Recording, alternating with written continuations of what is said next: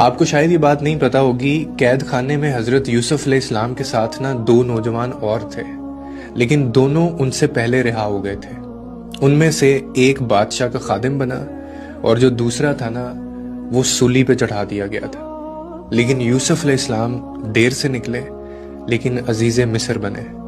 بعض اوقات نا دعاؤں میں تاخیر اس لیے بھی ہوتی ہے تاکہ اللہ آپ کو یوسف علیہ السلام کی طرح نوازے، پر وہ کبھی اپنے بندے کی دعا کو رد نہیں کرتا، اچھے وقت کے لیے سنبھال کر رکھ لیتا ہے۔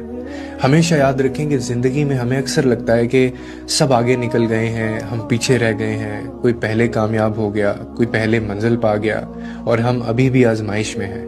مگر اللہ کی تدبیر جو ہے وہ وقت کی قید میں نہیں ہوتی، کیونکہ وہ جانتا ہے کہ کس کو کب دینا ہے اور کیسے دینا ہے اور کیسے نوازنا ہے۔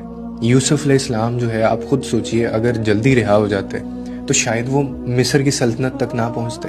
تاخیر نے انہیں کمزور نہیں، تیار کیا اور زیادہ اچھے سے نوازا۔ آزمائش نے انہیں روکا نہیں بلکہ سنوارا۔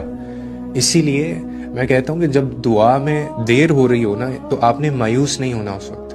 ہو سکتا ہے کہ اللہ آپ کو وہ دے رہا ہے جو آپ نے مانگا بھی نہیں ہے، مگر آپ کے حق میں سب سے بہتر دے گا وہ۔ رب جو ہے وہ رد نہیں کرتا، وہ بہترین وقت کا انتخاب کرتا ہے، اور جب وہ دیتا ہے نا تو ایسے دیتا ہے کہ پچھلی ساری تاخیر بھی آپ کو نعمت لگنے لگتی ہے۔